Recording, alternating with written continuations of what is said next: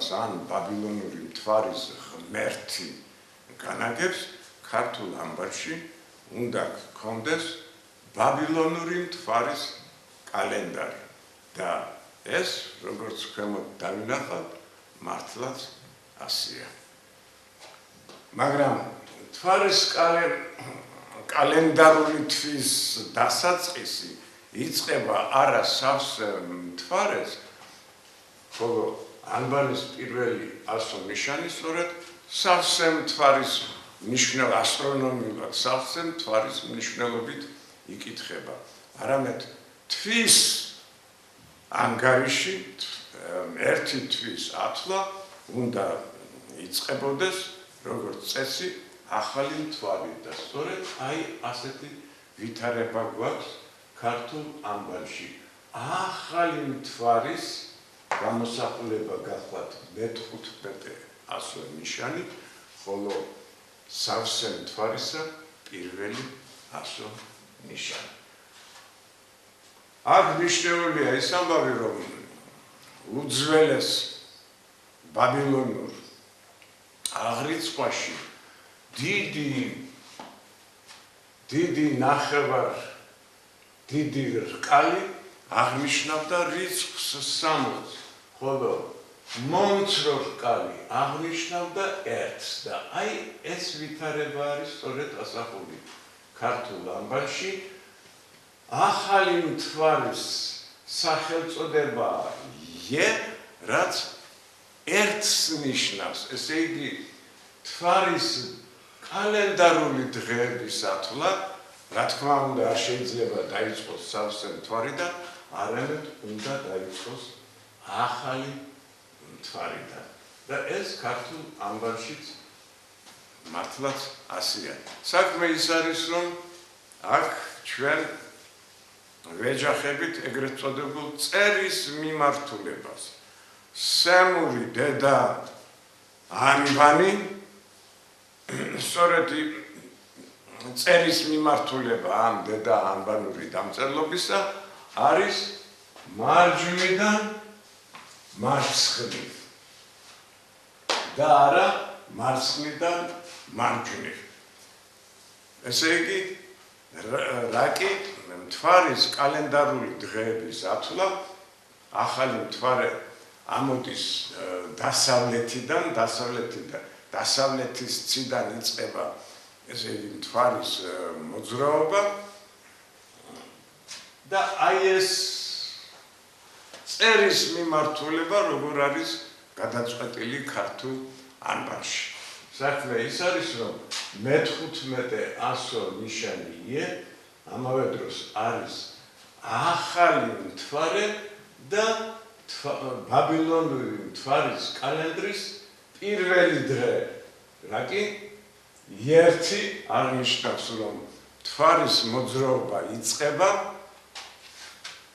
ქართული დამწერლობის წერის მიმართულების საწინააღმდეგოდ. ესე იგი დასავლეთიდან აღმოსავლეთისაკენ და საქმე ის არის, რომ ახალი მთვარიდან სავსე მთვარემდე მართლაც 15 კალენდარული დღეა.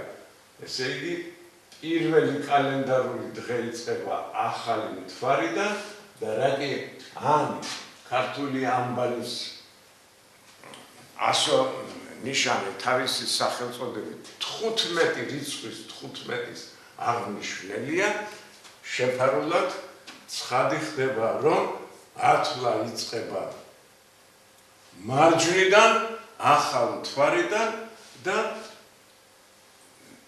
მიემართება სავსე მთვარისაკენ. ამდენად ჩვენ გვაქვს ასეთი მოძრაობა მარჯვნიდან პირველი ასო-ნიშნიდან მე-15 ასო-ნიშნამდე და ამდენად აქ ათვლილია მთვარის კალენდარის 15 დღე. ხოლო შემდეგ სავსე მთვარიდან ათვლა მიდის მე-15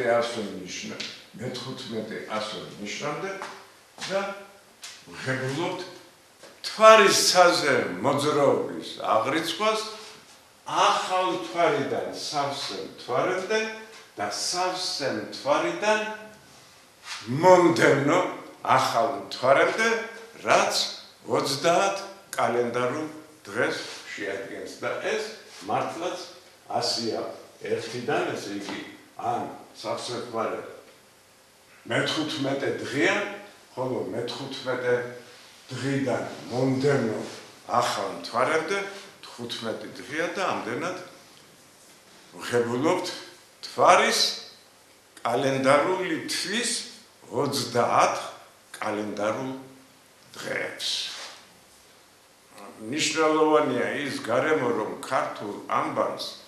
ქართული ანბანის ნამდვილი სახელწოდება არის არა ქართული ასომთავრული, არამედ მრგლოვანი ხუცური.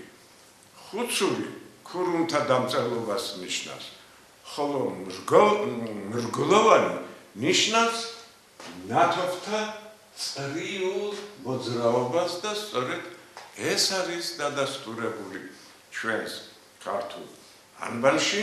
მოძრაობა არის დასავლეთიდან, ახალ მთვარიდან სავსე მთვარემდე და შემდეგ, ესე იგი, სავსე მთვარიდან ახალ მთვარემდე, ამდენად მიწითებულია ასტრონომიული საფუძველი, რომ მთვარე მოძრაობს, წრიულად მოძრაობს და როგორც ჩანს, ქართველმა ქურუმებმა იციან, რომ მთვარე მოძრაობს დედამიწის გარშემო. მაგრამ საქმე ის არის, რომ მთვარის ბაბილონური კალენდრით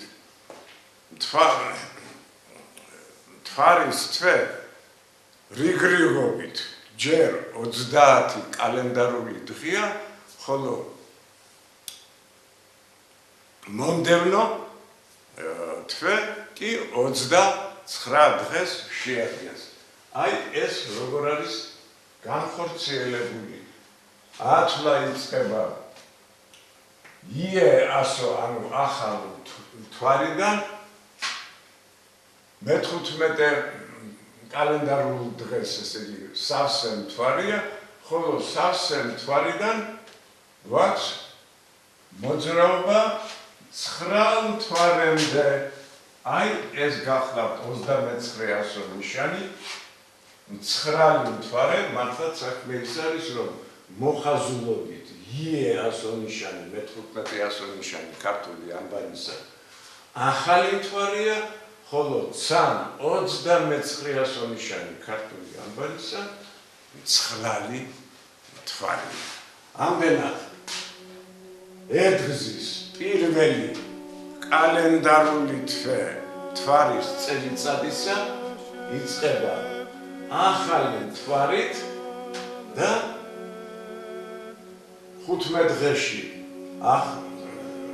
მთვარის 15 კალენდარული დღეა, ხოლო შემდეგ, ესე იგი, მრგლოვანი მოძრაობის შედეგად ეს ვღებულობთ 15 ასო ნიშანს და 15 ასო ნიშანს. იქიდან და აქედან 15 ასო ნიშანია, 15 მიმატებული ახალ მთვარიდან სავსე მთვარემდე 15 კალენდარული დღე, სავსე მთვარიდან მომდევნო ახალ მთვარემდე 15 კალენდარული დღე, 30 დღე. ხოლო თუ პირველი კალენდარული თვე მთვარის წელიწადისა 30 დღეანია, მომდევნო თვე 29 დღეანია. ასე ხდება კენტ რიცხვებში ბაბილონური მთვარის კალენდარი 30 დღეანია, ხოლო ლუც რიცხვებში მთვარის კალენდარული დღე 29 დღეანია. ამდენად ქართულ ანბანში ზუსტად არის ასახული მთვარის ცაზე მოძრაობის და მთვარის კალენდარული თვის ბაბილონური ათვლის სისტემა და ეს ყველაფერი ასტრონომიული სიზუსტეებით არის განხორციელებული.